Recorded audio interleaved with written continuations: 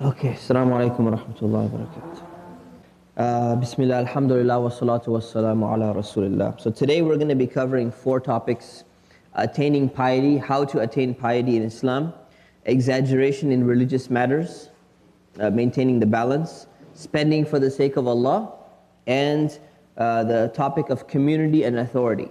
What the Prophet ﷺ said about community and about authority within that community. So let's begin with the first hadith. We'll read it together. The Prophet ﷺ said, "Inna ahabbal a'mali ila Allah ma dama wa in qalla." Said the most beloved actions to Allah are those done consistently, even if they be few. So let's take a look at that. The actions which Allah loves the most. Right? Now, what kind of action does Allah love? Anything that is an act of worship, Allah loves that. But out of all the actions you could do, we're talking about 2 types of categories here. We're talking about impulsive good deeds, and we're talking about regular and consistent good deeds. So for example, somebody gets motivated one day, they have a day off from school, and they get motivated and they say, you know what, today I feel a lot of energy, I just came back from, one of the CIS classes and something like that. I feel great. And I'm going to pray for 3 hours straight. Extra prayers. Now, is this a good thing? Of course it's a good thing. You're praying for 3 hours, that's great. This is a great thing. There's nothing wrong with that. That's great. But the thing is, if you do that, and then the next time you get really excited because, the quarter ended, you're waiting for the new classes to start and get remotivated again, you leave it for like 3 weeks. And then new classes start, you get remotivated again, and you get your day off again, and you go, okay, I'm going to go pray another 3 hours. That's a good deed that's been done kind of like impulsively, in the sense that you felt like, I'm going to do it that day. Other type of category is where, you say, I'm motivated, I'm inspired, I'm going to start praying an extra 10 minutes every single day. Every single day I'm going to pray an extra 10 minutes than I would normally pray. So what this hadith is actually saying is that the most beloved actions to Allah, even though both of them are beloved, Allah loves that you're praying. But the most beloved actions to Allah are those which are done consistently, on a regular basis. Right? Why is that? Why does Allah love those actions more? There's 2 reasons. Number 1, they're more effective.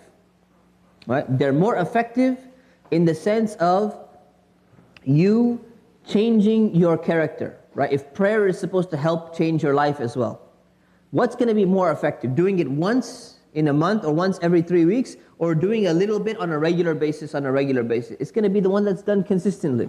It's like exercise, for example, as they say. When you want to exercise, you want to get in shape. What do you not do? You don't go to the gym and you work out for 10 hours.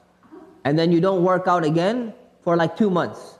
And then you decide, I'm going to go again to the gym, I didn't do anything, and I'm going to do another 10 hours. It's not going to work that way, right? You have to be consistent. The same thing with acts of worship.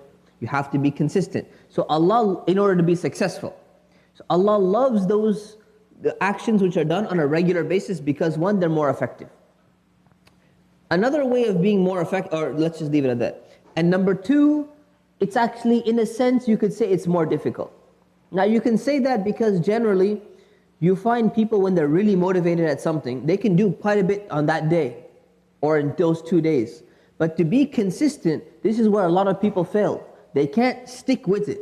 It's the most difficult thing. Why do so many diets fail, exercise plans fail, adding extra prayers fail? Because it's more difficult to stay consistent.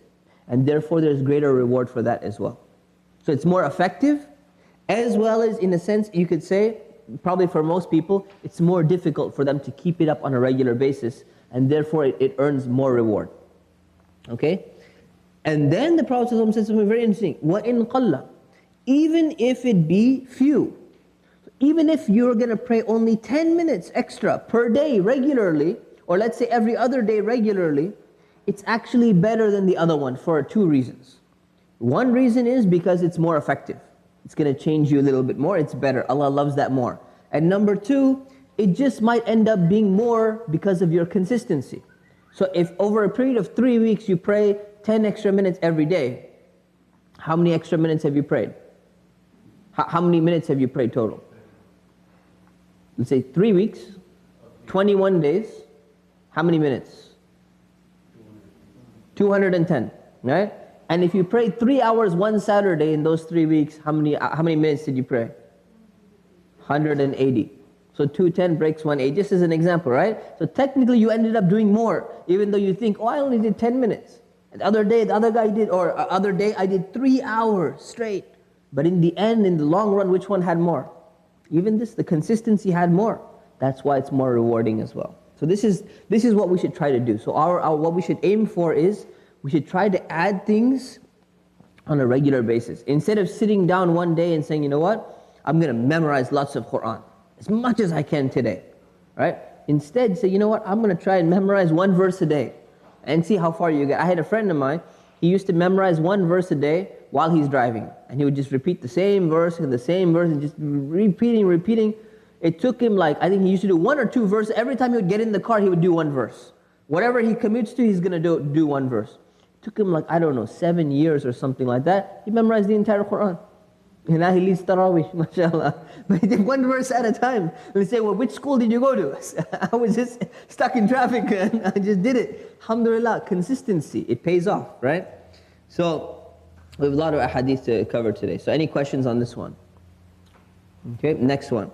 The Prophet ﷺ said, not said, but it was said to the Prophet ﷺ, who are the best of people?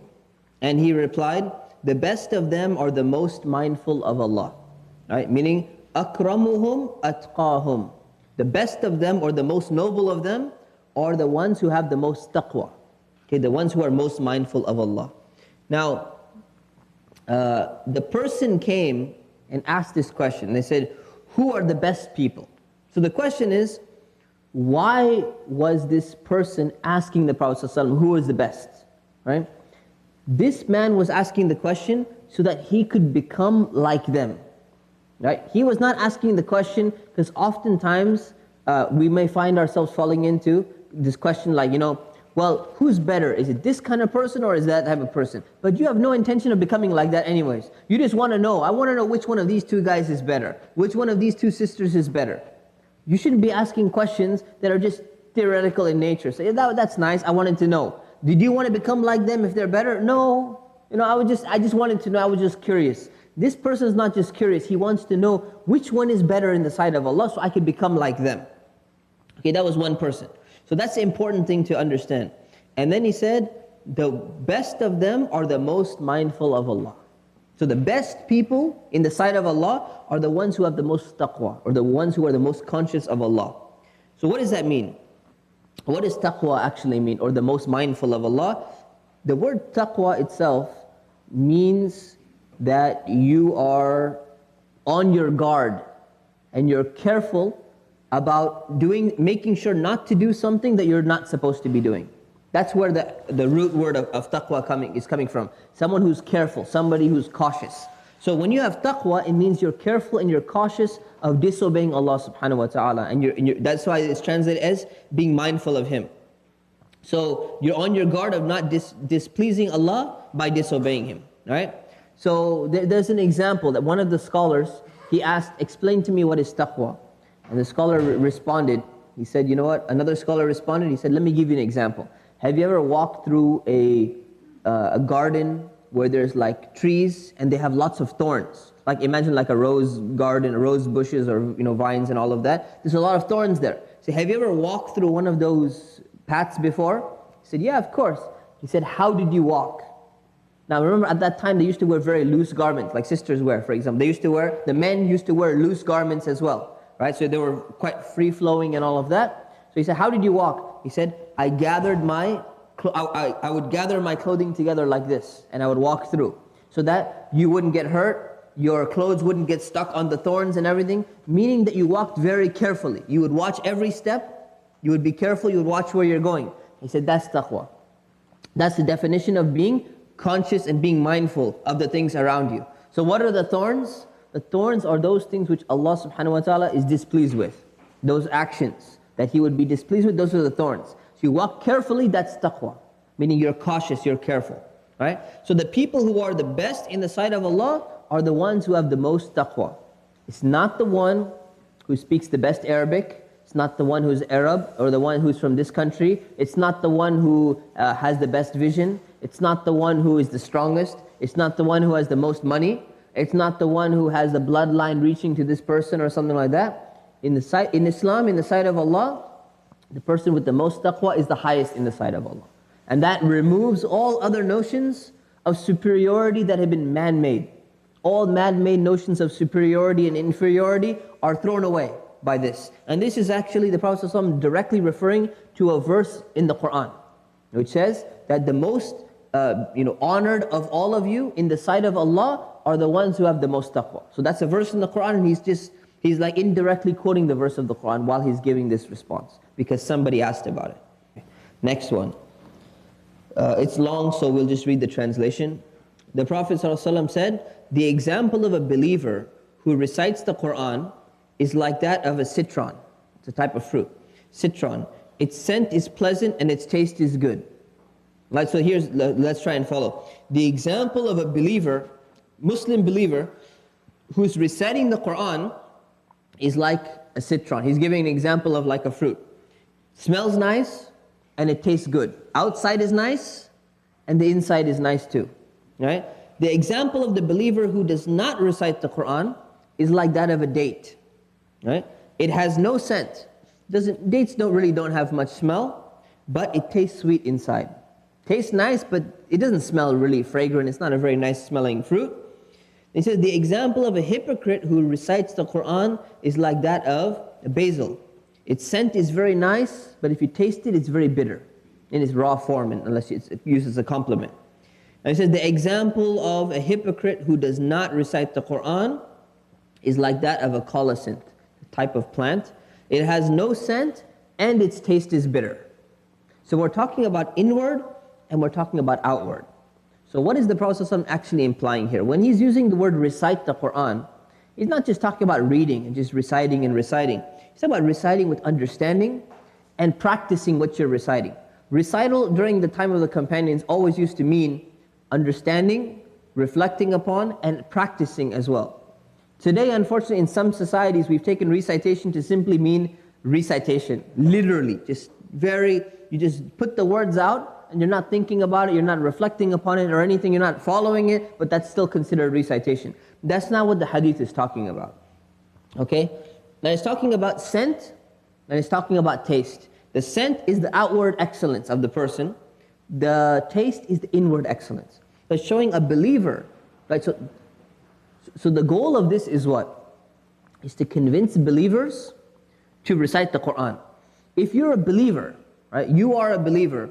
You believe in Allah, you believe in the last messenger, you're a Muslim, but you're neglecting the Quran. Which part of you is good? Inside or the outside? Inside or outside? Let's go back to the example. Look at the example. Okay? The example of the believer who does not recite the Quran is like that of a date. The date has outside good smell or inside good taste? Inside good taste. But he's still a believer, right? So it's the inside. Because you're a true believer, inside you're good. But outside you're not reflecting the Quran. Right? So inside you still have goodness in you, but you're not reflecting the Quran in your life. That's the problem. The hypocrite is the exact opposite. Inside, the hypocrite is messed up. Right? The hypocrite is like what? The hypocrite, imagine there's a hypocrite and they're reciting the Quran. Right? Inside, they're hypocrite. They don't believe in Allah. They're pretending. But they're reciting the Quran. It's sounding nice. People are impressed. It's really nice fragrance. MashaAllah. It smells so good. That's like a hypocrite. And then it gives the example. A hypocrite who doesn't recite the Quran is even worse than that. But it's bad enough that they're so it's what's inside is the belief. And the outside is the Quran. In this example, it's just giving an example to make you understand that as a believer, you should try to give its attention to the Quran as much as you can.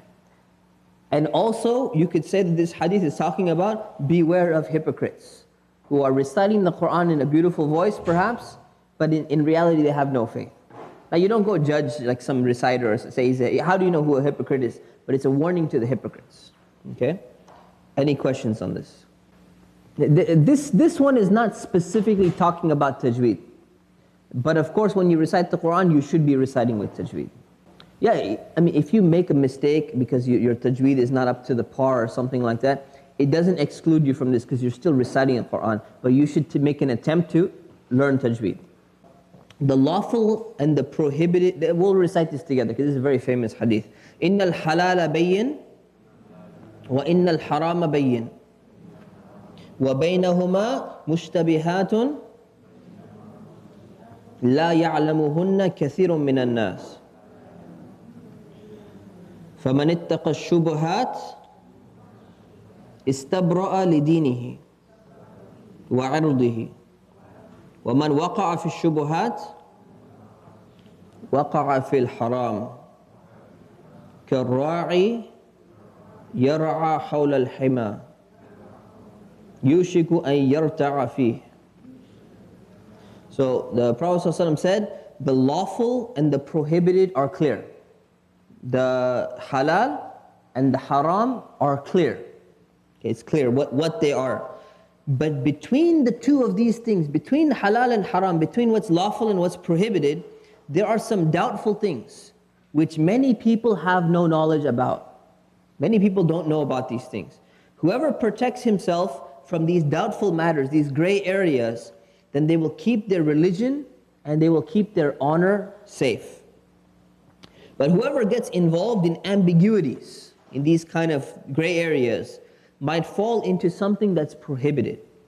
Like a herdsman, like a shepherd or something, who's grazing his animals near a private reserve, he's bound to enter it. So for example, if you have a boundary and your animals are going near the boundary, they might just cross over. They're likely to cross over one time. You're not going to be looking one day. They're going to, if you have little children, for example, right?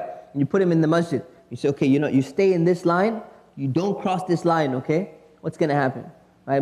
Eventually, in a few times, they're going to cross over the line. So same thing. So what is it talking about? The halal and haram are clear. What is clear? This is talking about the essentials of Islam. The things which are essential in Islam. Like for example, that alcohol is not prohibited. It's clear. Alcohol is prohibited. Alcohol is prohibited. It's clear. The fact that you have to pray 5 times a day is clear. The fact that you have to pay zakah is clear. Right? The fact that you have to go for hajj at least once in your lifetime is clear. There's no doubt about these type of things, right?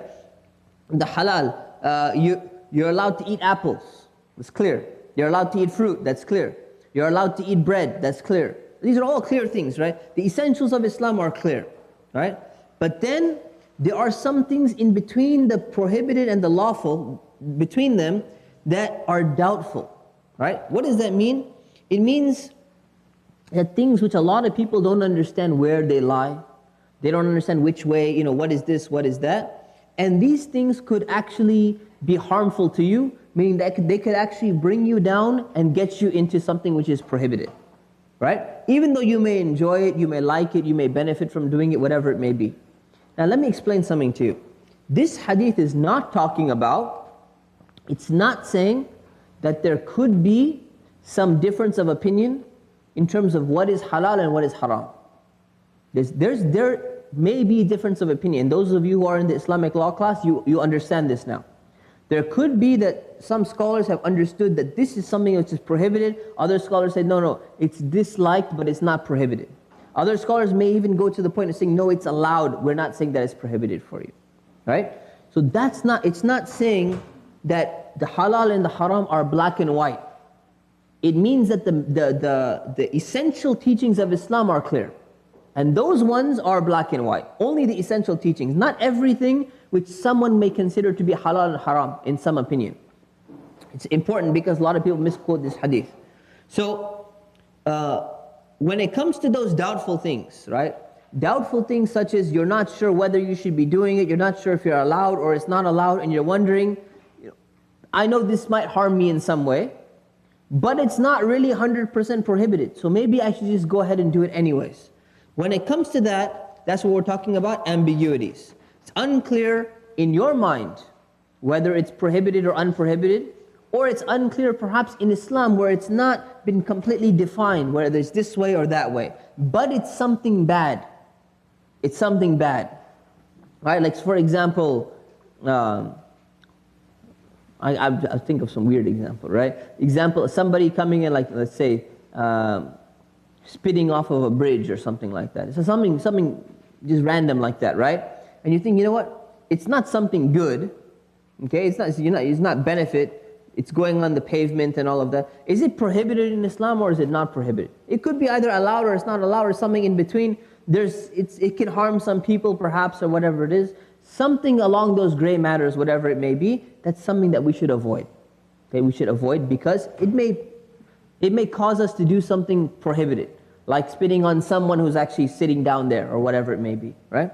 So the thing is, when it comes to these things, we should not classify what scholars have differed about and put them in this category and say, you know what, if we're unclear about this, then that's what it means. That's not what it's talking about. It's talking about other things. It's saying, be careful about your religion, okay? And then it says, if that person is not careful, then what's going to end up happening is they're going to end up going into it. So for example, because of being so close to something which is prohibited, it's best to stay away because you might get closer. So for example, let's take a better example.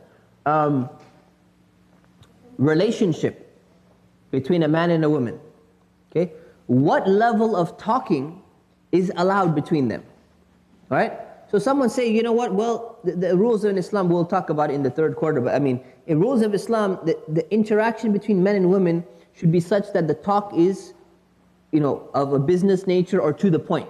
It's not just social talk and, you know, how are you doing? And oh, you love the color blue, that's so nice, I like the blue as well, and I love the Starbucks, and I love the Frappuccino, and your hair looks so nice today, mashallah. Oh, actually, yeah, the girl is telling the guy, because the guy shouldn't be able to see her hair, right? So your hair looks so nice today, and all of these things.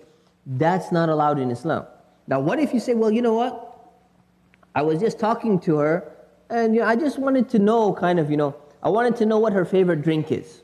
But it was kind of relevant to some project that we were working on, kind of, right? So you're kind of getting in the gray area. Is it that relevant or is it not relevant? Is it something important or is something becoming personal, is going on the border? That's when you're going into a gray area. So what do you do to protect yourself, to save yourself? You stay away from those gray areas. And if you don't protect yourself, what's going to end up happening is saying it's like the people who are pasturing near the border. And you're getting near the borderline, and then this happens with fiancés. People are engaged, and they say, oh, you know, we're going to talk over the phone, or we're going to, you know, just talk about, you know, we're going to talk about how we're planning our wedding. So it's business. We want to know how we should plan our wedding and what our wedding is going to be like. And then all of a sudden, you know, oh, by the way, what about we put flowers in that place? That's such a great idea. And then they talk, and they talk, and they talk, and the talk gets more intimate, and it gets more intimate, and then they're likely to go over the border. And almost everyone who's ever been engaged, and they started this, most people who do this, they actually go over the border. And they'll tell you later on, so you know what, we actually crossed it. We didn't realize, you know, we thought we were going to be safe, but we weren't. Young kids, engaged, really trying to get married, parents saying, you know what, no, we're going to delay the nikah for 1 year. Most of them end up crossing the border, and then, you know, it becomes a problem. Then they get kind of, you know, addicted in case the marriage had to be called off. Now there's a problem. There's emotional attachment, all of these things. So that's pretty much what it means. Things like that, okay? Any questions on the hadith? Not about gender interactions. That's third quarter. Just about hadith, the hadith itself. At one point, yeah, it could have been, yeah. We could have said smoking would have been at one point before it was found out to be clearly, you know, bad for your health. Okay, next hadith. The Prophet ﷺ did something deliberately, setting an easy example for other people. So this hadith does not specifically mention what exactly he did, but there's many examples where, for example, he was traveling and he was fasting at that time. And he was not really tired, but he could tell that some other people were tired, or maybe they weren't tired. And he broke his fast in front of everybody to show that you can break your fast while you're traveling. You don't have to fast while you're traveling. Now, he's a strong person. He could have been fine. The Prophet ﷺ, he did something deliberately to set an easy example for other people, right? So this may have been one of those incidents. We don't know exactly what it is. But there were some people, companions, some people refrained from doing it, meaning they refrained from following his example. So imagine, let's say for example, the Prophet, he breaks his fast and he says, we're traveling, we can break our fast. Some people say, no, I'm going to keep the fast. They're not going to follow him. The Prophet ﷺ, he says, you know what, we're going to pray here and we're not going to pray extra prayers after this prayer because we're traveling, we're going to go ahead. And other people said, no, I'm not going to go ahead. The Prophet can go ahead. I'm going to pray the extra prayer and then I'm going to catch up with him. So they didn't follow him in what he was doing. So when the Prophet learned about that, about their action, that action of theirs, he stood up and he delivered a sermon. He gave a lecture. And he started by praising Allah. And then he said, what is wrong with certain people who refrain from doing something that I did? I say, what's wrong with you people? I heard you guys are not following my example. And then he said, by Allah, I know Allah better than they do, and I'm more afraid of Him than they are. I know Allah better, and I'm more afraid of Him than they are. So now what does this mean? There's something, like I said, it's not mentioned, but the narrator is explaining this. The Prophet, so these people, they refrained from doing the same thing that the Prophet was doing. Why? Because they thought it's more pious to actually do it. Fasting may not have been the best example. Think of another example, a prayer one maybe. Why? Because fasting is actually recommended to continue if you're in travel and it's not difficult for you. But let's take any other example. What's an example? Who can think of an example that the Prophet might have left? Let's say you're fasting, okay, and there's a hill you have to climb over, or you could walk around the hill. Okay, the Prophet walked around the hill to make people's life easier. Right? He intentionally walked around the hill, and some people said, no, we're going to go over the hill because we're strong. Even though we're fasting, we're strong. We're going to do it anyways. So he walked around the hill, for example, and some people went over the mountain. They're not following the Prophet ﷺ. Thinking what? With what intention? Thinking, it's more pious to just go over because this is something that Allah is going to like more because we're putting more effort in. We're being more tough about it, right? So the Prophet ﷺ got up and he gave this lecture. He gave this sermon. Why did he give this sermon? Right? He could have gone and he could have just talked to those few people and told him, you know what, why didn't you guys follow me? Instead of doing that, he did two things. One, he didn't specify exactly which people one by one. He didn't call them out one by one. And two, he probably thought that other people in the audience who saw him doing something, they probably thought, the Prophet is doing something that's less pious. And these other people are doing the better one, the more pious one. So we're going to go with the more pious one. So he wanted to clarify to everybody so that they don't get the wrong notion, they don't get the wrong understanding, and that they understand what's really happening. Then he says, what is wrong with some of these people who don't follow what I'm doing? Now this is during the time of the Prophet ﷺ. See, if the Prophet ﷺ is doing something, they were supposed to follow him at that point in time because he was trying to make an example for people. He was giving them an example of what to do. And he said, by Allah, I know Allah better than they do. Meaning, I know what Allah likes better. Right? And I'm going to do the thing that Allah likes the most. So what he's actually saying is, and he's saying, I'm more afraid of Allah than they are. Meaning that in this circumstance, whatever he was doing, Allah wanted to set an example for people so that they don't overburden themselves. So Allah wanted to actually make it clear that this balance is more beloved to Allah than you going and doing the more difficult task. Right? That's something that we need to understand in Islam. It's something that not everyone gets it sometimes, That's why this is under the chapter of exaggeration in religious matters. Right? Like for example, imagine that someone has the opportunity to get married, and someone has the opportunity to not get married and just keep praying. And they say, if I get married, my wife is going to distract me from prayer. Or my husband is going to distract me from prayer. And I won't be able to pray as much. So I'm not going to get married, and this will be more pious and more righteous because I'm going to be praying even more. That's not something that Allah subhanahu wa ta'ala would like. Because the best thing to do is to get married, reduce your worship, and substitute some of your worship with fulfilling the rights of your spouse. That's the ideal. That's more of the ideal in Islam.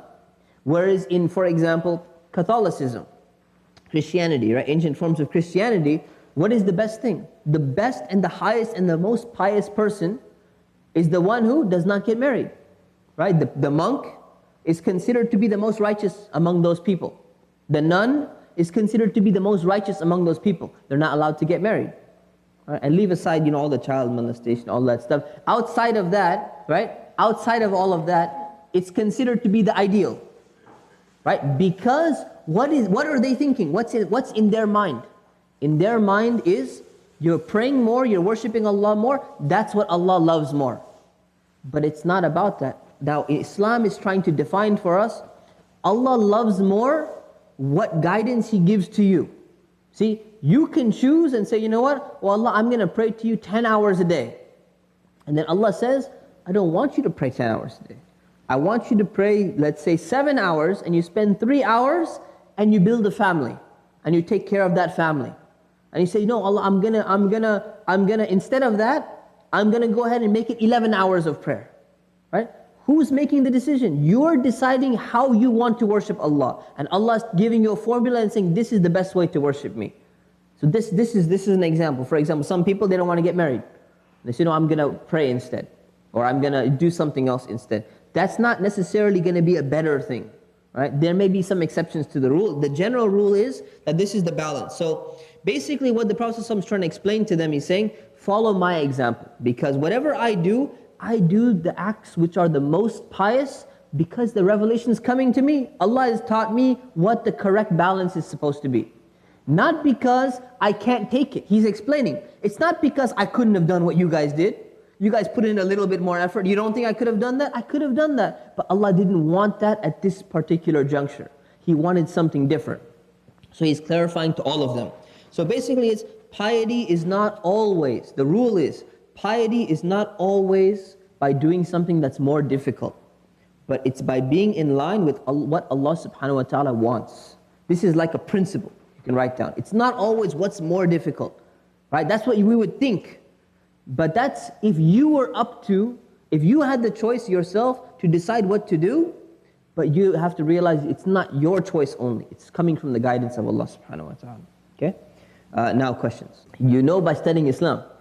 So the thing, this example wasn't given, but we know we're gonna talk about all this stuff right now. The entire chapter on exaggeration, it's gonna say things that you thought might have been more pious, but they actually weren't.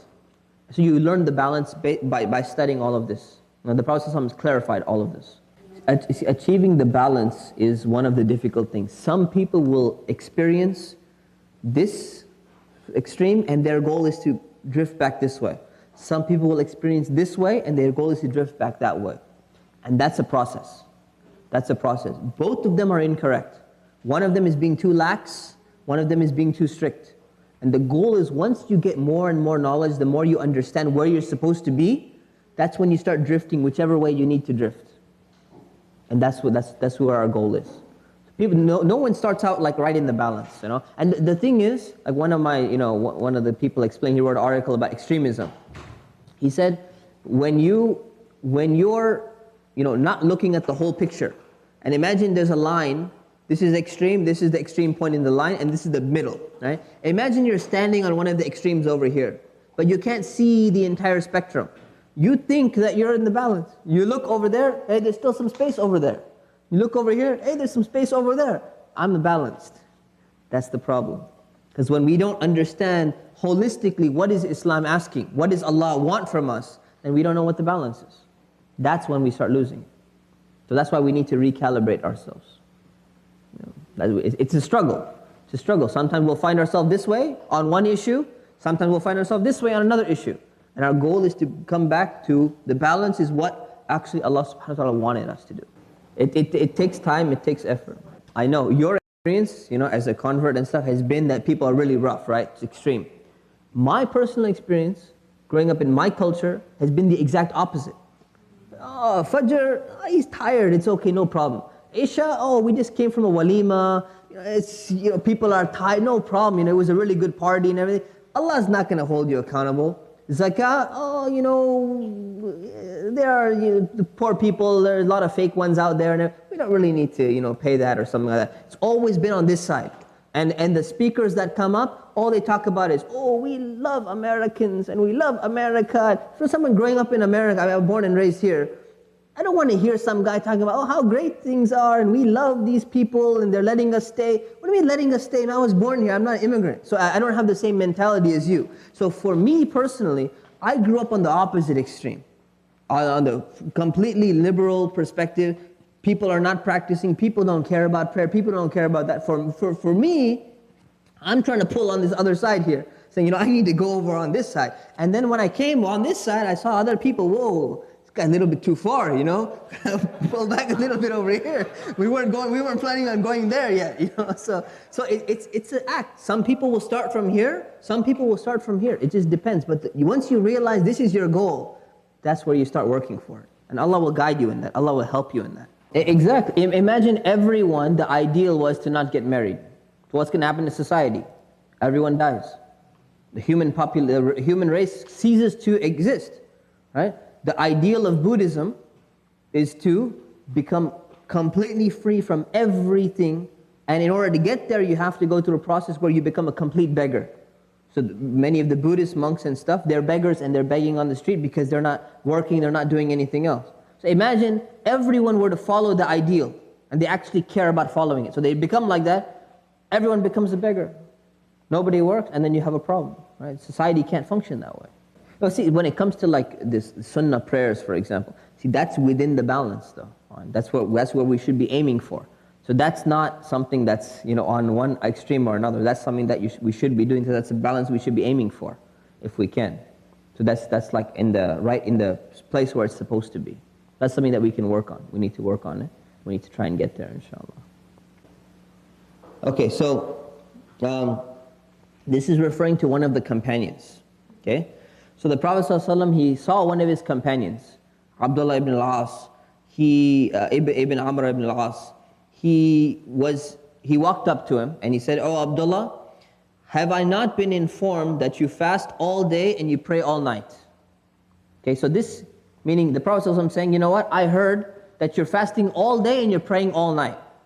Is this true? And he responded and he said, "Yes, O Messenger of Allah, it's true." So the Prophet ﷺ said, don't do that. Don't do that. He said, fast and break the fast. Sleep and pray, meaning fast sometimes and break your fast sometimes, meaning eat sometimes. Sleep and pray. So you do extra prayer, but you sleep as well. And he says, your body, your eye, and your wife have a right over you. They all have a right over you as well. Okay? So what does this mean? So basically, this is, before we even get into the commentary here, have I not, okay, so this Abdullah ibn Amr ibn al-As, very, very pious companion. This is a guy who's got a lot of energy. Fasting every single day, and he's praying the entire night. Every single night he's praying, almost the entire night. So, the question is this, before we start talking about balance, right? How many of you have ever been able to keep up what he's doing? Not the best thing. How many of you know of a person who did this for an entire month, fasted every day and prayed all night? A week? Do you know anyone who did it for a week? No, not even a week, right? So this is like something when we're going to talk about, this guy is not balanced, right? This guy is not balanced. And the Prophet ﷺ is putting him in the balance. If we try to take this hadith and we try to apply it to ourselves, or we try to apply it to somebody else and say, you know what, this guy was extreme, doing too much, and we want to tell the other person that you're being extreme and you shouldn't do so much, we have to be very careful of how we use it. Because no one has even met someone who's doing something at this level of extreme. And what ends up happening is sometimes people will take this level, they'll take this hadith, and they'll go to some guy who's fasting like on a Monday, or he's fasting on a Monday and a Thursday. And they say, man, you're so extreme. Because the other person is very lax in their religion. People maybe perhaps too liberal or too lax, too a little bit lazy and everything. And they see somebody else, they only fast Ramadan. I fast the whole Ramadan, but not a day more than that. And then they see the other person, they start fasting some MSA, college student, he got motivated and he's in MSA and he's fasting and everything, and this happens. And they'll go up to them and they say, you know what, don't you know this hadith? You're being extreme. Because today, a lot of young people who are trying to practice their deen, they're being called extreme by a lot of people, unfortunately. And usually, there may be some of the younger people who are extreme.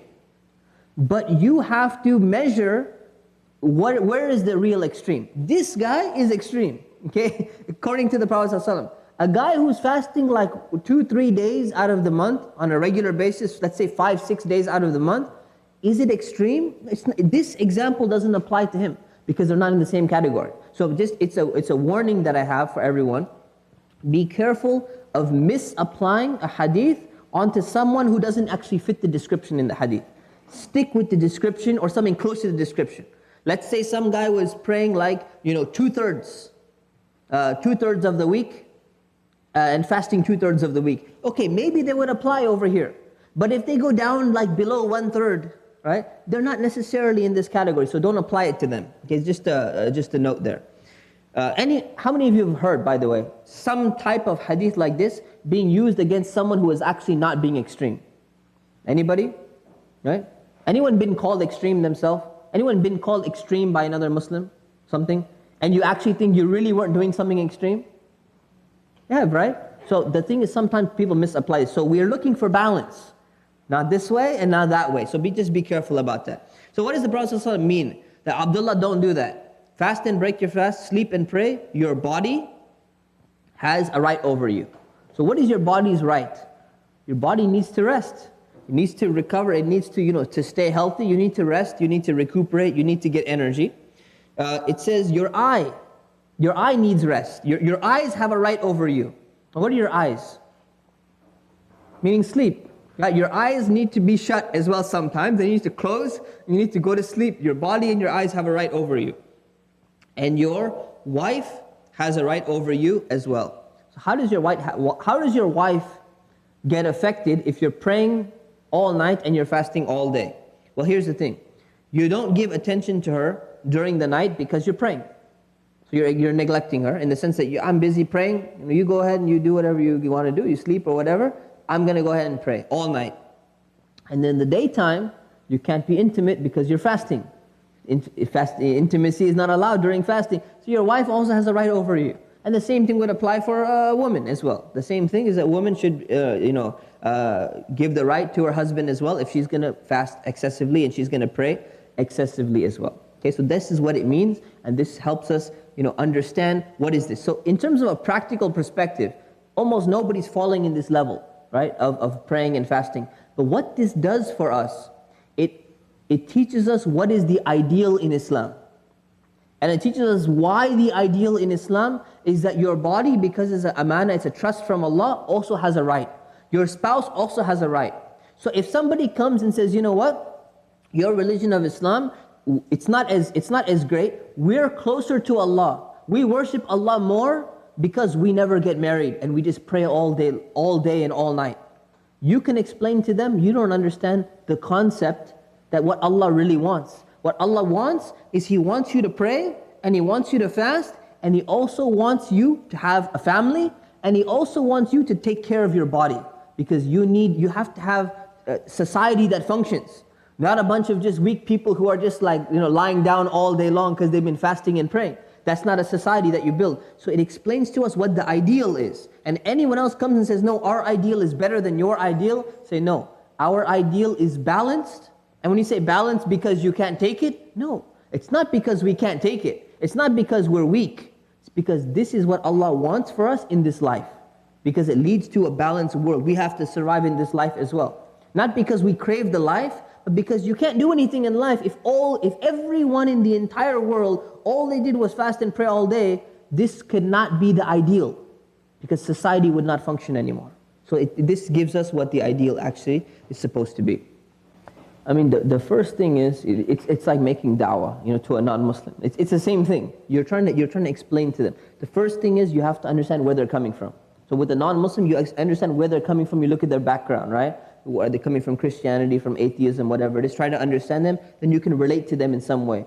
Same thing when it comes to some of the people who are from an older generation who have this mentality. Not all of them do, but some who have this mentality, that you have to understand where they're coming from. They're coming from lands which had been colonized and had been replaced with a very highly secular frame of reference. And religious people have always been looked down upon, although they love their religion. The religious people were insulted and put down, right? So therefore, where they're coming from, you have to understand where is some of this trauma coming from. Some of them, perhaps, they've seen some of their family members have been tortured because they were practicing Islam.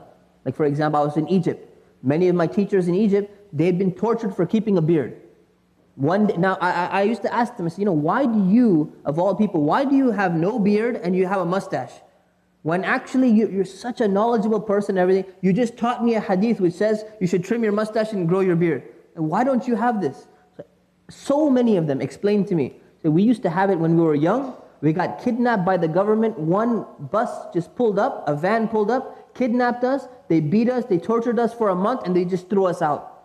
If we grow a beard, we're going to be kidnapped again. That's why we're doing it. So imagine you're from a family member of that person. And you're like, look what happened. Look what the person experienced. So your understanding of, what's going on, why is this person doing this? It's kind of like you're buying into the government's line as well of, oh, this person is a danger, he's a threat. Because maybe someone who did that, they became a threat at one point in time. So you have to understand where they're coming from and try to address some of the underlying concerns. If they don't want to learn about Islam, address some of their underlying political concerns perhaps. And then you try and reach through to them. And if you can't do it beyond that, then you do your own thing, you make dua for them. That's what you can do. We appreciate your opinion. Jazakumullah khair. All right. So the next one is quite long, so we'll read the translation. Salman al-Farisi visited Abu Darda. So one of the companions, Salman al-Farisi, he visits Abu Darda, another companion, and he saw that his wife was poorly dressed. Whose wife? Darda. Yeah, Abu Darda's wife was poorly dressed. So she was not dressed very nicely. So he asked her, what's wrong with you? This is not the way women normally dress. So why do you have all messed up clothes and everything? What's wrong with you? She said, your brother Abu Darda has no need of this world. So what is she? She's explaining that according to Abu Darda, he's not giving me, he doesn't want us to wear anything nice. He's not spending any money on his household. He's not wearing any good clothes or anything. Why? But look at the way she expressed it. Instead of saying, your brother Abu Darda, such a cheapskate, such a miser, he doesn't spend on us, she expressed it in such a beautiful way. She's complaining, but in a beautiful way, and actually praising him in a sense. That this guy, he doesn't want to do anything with the world. Anything with this dunya, he doesn't want to have anything to do with it. So that's also affecting me, that's why my clothes are messed up. So, what happened? Abu Darda came. And remember, Salman is spending the night with Abu Darda as a guest. Okay? Abu Darda came and he made some food for Salman. So Salman figured out, this guy is, super hardcore. According to his own wife, this guy is really hardcore, right? So let me teach him a lesson. So Abu Darda, he brings some food. So Salman says, you start eating. Now who's the guest? Salman is the guest in Abu Darda's house. So he says, no, you eat. I want you to eat. So he responded, he said, no, I'm fasting. Right? He said, I'm fasting. So Salman said, I'm not going to eat unless you eat. And I'm your guest, right? When you're the guest, it's an insult if, the guest is not eating your food. So he says, I'm not going to eat this food if you don't eat with me, right? So, and he said, I'm fasting. So he said, okay, fine. He said, he ate. So he broke his fast. He made, Salman al-Farisi made Abu Darda break his fast during the day, and he had to eat with him. And then in the night time, Abu Darda got up and he was about to start praying in the beginning of the night. He was ready because he was going to go all night. He was going to pray all night. So Abu Darda, he went up to stand up in prayer. Salman said to him, no, you're going to sleep. All right? Otherwise, I'm not going to sleep either. You're going to sleep, and you don't want to be a bad host. So he slept. He went to sleep as well. Then he got up again, and Salman went up to him and said, sleep. He heard him, getting up. He said, no, you're not getting up yet. Go back to sleep. So he went back to sleep. Then at the end of the night, the scholars say 1/3 of the night, because the night can be divided into 3 parts. And the best time for the prayers is the last third of the night anyways. So at the end of the night, the third of the night, Salman said, now let's get up and we're going to pray together. Now we prayed together. Then afterwards, they prayed together, everything was fine. Salman explained to him, he stayed a few days with him, and he kept on doing this. Salman said to him, your Lord has rights over you, yourself has rights over you, and your wife has rights over you. So give those with rights their due. Anyone who has a right, give it their due. Allah has a right, your body has a right, your wife has a right, like we said, your eye has a right. All of these things, they have a right on you. Give everyone who has a right over you, give it their due. Fulfill your obligation towards them. So Abu Darda came to the Prophet ﷺ and he mentioned this to him, and the Prophet ﷺ said, Salman spoke the truth. Salman was right. So Abu Darda was not happy, right? He was not happy. He said, this guy comes as a guest in my house and he stops me from worshiping. He stops me from fasting. He doesn't even let me pray at night. I mean, what is this? Right? So he was upset. He complained to the Prophet ﷺ, look at this guy. He won't let me pray. This guy, he won't let me fast. And what did the Prophet ﷺ respond? He says, yes, Salman spoke the truth. Salman is right in what you said. In whatever he said, Salman was correct. Everyone has a right, and you have to fulfill all of the rights. So let's take a look at some of the things. First of all, he asked her. Okay, so Salman al-Farisi asked Darda, right? Which means that at that time, there was communication between the two genders, right? Now the communication was what? Was it, oh, Darda, you look so nice today? No, it wasn't that, but there was communication. So if we look at Islamic history, sometimes people will think, it's such a bad thing to go and ask somebody or even to talk to opposite gender for any reason, whatever it is, especially when you're a guest or something like that. Not necessarily. If your culture is frowning down upon it and it's really considered to be something very, beyond the limits or something, maybe not the best thing to do. But Islamically, this is something that used to happen, and there's no proof that this happened before the verses of hijab were revealed or after.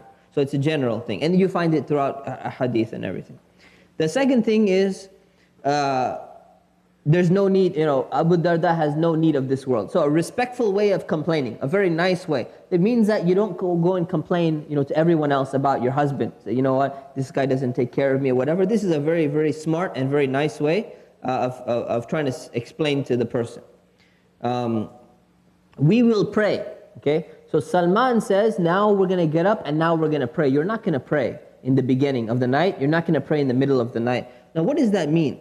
It means that he made him reduce his prayers, but he did not make him eliminate his prayers. And that's really a balance, right? He didn't say, you know what, you're not going to pray at night at all. He got up himself and he prayed the last third of the night with him, right? So again, like just going back to this example again, if someone goes and they see, somebody praying, waking up at 3 o'clock in the morning and they start praying until 5 o'clock, that's like a third of the night or even less. Right? Someone says, man, you're so extreme, you keep doing that. No, that's not extreme, because that's something that's been recommended in Islam. Was not recommended is praying all night. So instead of saying, you know what, you're so extreme, stop praying completely. So imagine someone's praying the entire night and you say, you know what, just stop that. So if you convince the person to stop praying completely in the nighttime, have you been successful? No, because you didn't bring him to what he could have been at. He had the potential, if he had the potential to pray all night, he has the potential to pray 1/3 of the night. So he brought the person back into a balance where exactly was fitting right for him. And it was actually good for this person. And then he says, we came to the Prophet, Abu Darda came to the Prophet ﷺ to check whether he's right or wrong. Now this is a story between two companions. How does it become a hadith? You know the answer already. You were in my other class. Who else knows? This is a story between two companions. So is it a hadith or it's a story about two companions? Exactly. Because the Prophet ﷺ commented on the occasion. He heard what happened and he told them, yeah, this guy's right. Because he heard the whole story. So because he commented on the occasion, it becomes a hadith. It's like a statement of the Prophet ﷺ saying that this is the right way of doing things based upon what I've heard about this incident that took place. So it's a hadith. And he said Salman spoke the truth, meaning spoke the truth about the rights that everyone has and about the balance, the true balance, okay? Next one, 3 people came to the houses of the wives of the Prophet to ask about how the Prophet worshipped. Okay, now let's take a look at this. 3 people came to visit the Prophet's wives in the different houses. They used to live next to each other, but they used to be there. So they went to go and visit the wives in order to get information. They said, we want to know how is the Prophet worshipped. Why are they asking this question? Because they want to try and do something similar. Say, he's the Prophet, amazing. I wonder how he prays. I wonder what his prayer is like. I wonder what times he prays. They want to go and learn so that they can practice, right? Not just for the sake of, that's interesting. When they were told, so the wives informed them, the Prophet, he prays like this, he prays this long, and he does this, and he does that. When they were told, it was as if they thought it was little. They're like, that's it? We thought the Prophet would do so much more. He's the Prophet. That's it? That was all of it? So then, what did they say? They started thinking, they started talking amongst themselves. We thought it was so much more. He only prays that much? We thought he would do so much more than that. So then they said, you know what? Where are we in relation to the Messenger of Allah who has been forgiven his past and his future wrongs? Then they started reconciling. You know why it is? Because he's a prophet. So his future sins and his past sins have been guaranteed that he's going to be forgiven by Allah. That's why he doesn't need to do so much. But we don't have the guarantee. We're not prophets. We're not sinless like he was. So we need to do more than that in order for us to be saved. So they said, we're going to do a lot more. So what did they do? One of them said, as for me,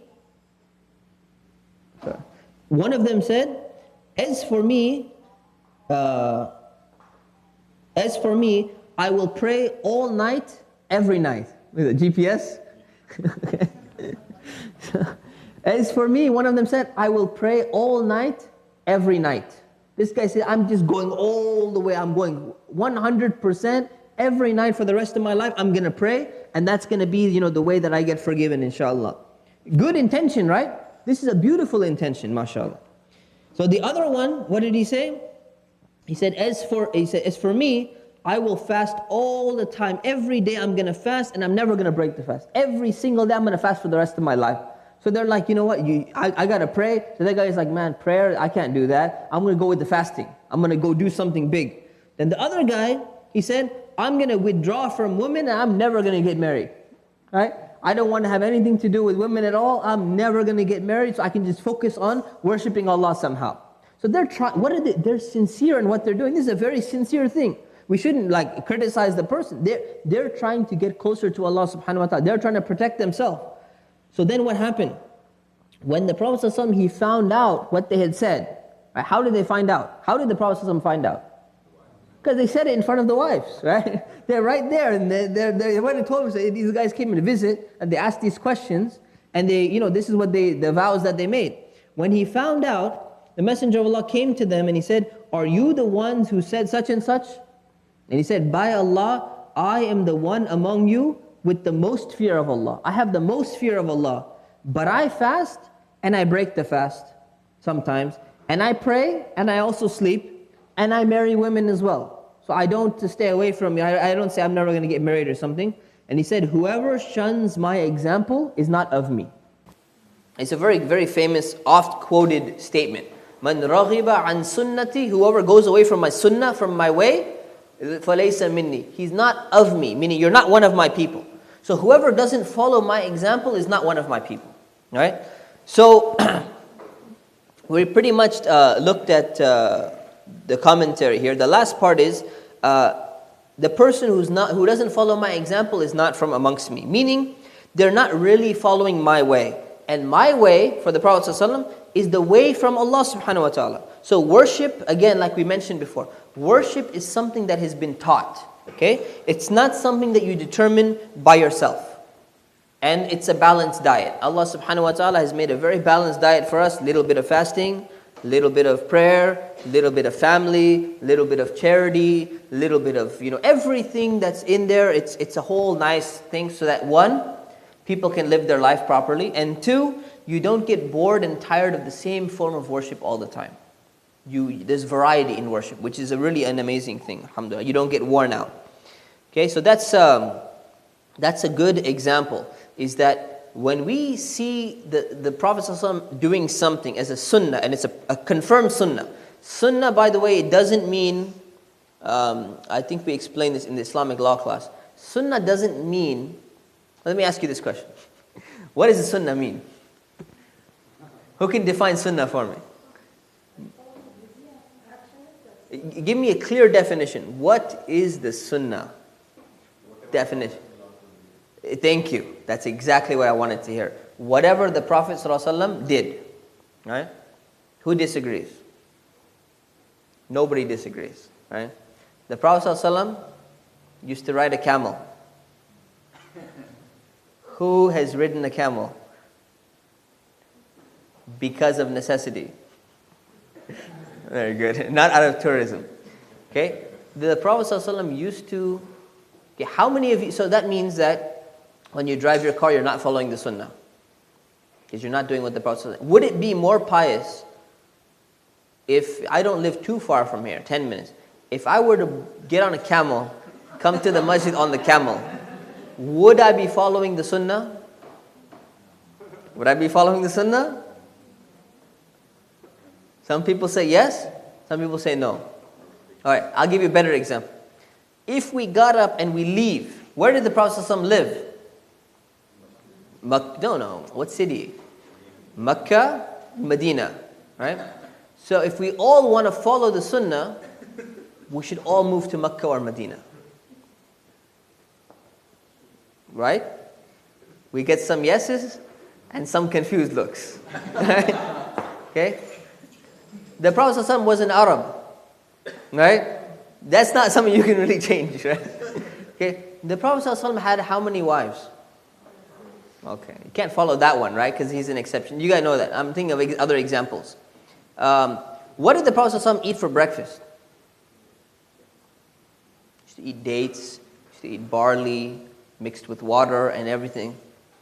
Have you ever seen anyone trying to follow the sunnah of eating the breakfast like the Prophet ﷺ? I've seen a few people, but I mean generally you have not seen them, right? They actually made the barley and stuff, they sell it in the UK. But the thing is, why are people neglecting these sunnahs if they're sunnahs? Have you ever thought about that?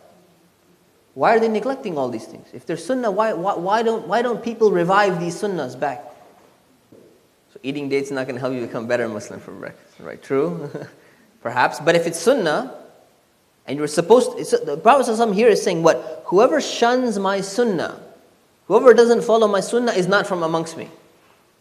So you left the camel, you're not amongst the followers of the Prophet ﷺ? Right. But let's take a look at so why is the sunnah being neglected if our understanding of sunnah is correct? The Prophet ﷺ, his hair used to come down to where? Shoulder, right? How many of you follow the sunnah? How many of you brothers follow the sunnah? Too long, too little short. Here's the question. How many of the companions followed the sunnah and kept their hair at this length? Did Abu Bakr do it? No, there's no record that he did it. Umar, Ali used to shave his head all the time. He was known to have a shaved head. Why is he going against this? Why are the people who are the closest and we consider to be the best of people, closest to the Prophet, who love the Prophet the most and the Prophet loved them the most, why are they not following it? Something's wrong here, right? You understand something's going on. It's because our definition is wrong. What's wrong with our definition? You're getting there, yeah, pretty much. You're getting there. So basically, look, the word sunnah itself, right, linguistically has one definition, and in its applied meaning, in its sharia or Islamic law, its meaning has another definition. Okay, so the real definition of sunnah is whatever this is in a nutshell. Whatever the Prophet ﷺ did and wanted other people to do. You have to add that other part. Now all of a sudden, riding a camel is not sunnah anymore. Right? Growing your hair down to here is not sunnah anymore because he never said riding a camel is something special. Because people used to ride donkeys at the time. Right? So driving your car is not against sunnah, nor would you get any extra reward if you took a camel. Because you're not really following the sunnah as defined correctly as the sunnah. Is it clear the difference between? It's what he did and he wanted other people to do. There are many things that he did in his life that he did not necessarily set an example from a religious perspective that other people do. So the sunnah is only what he was teaching other people to do.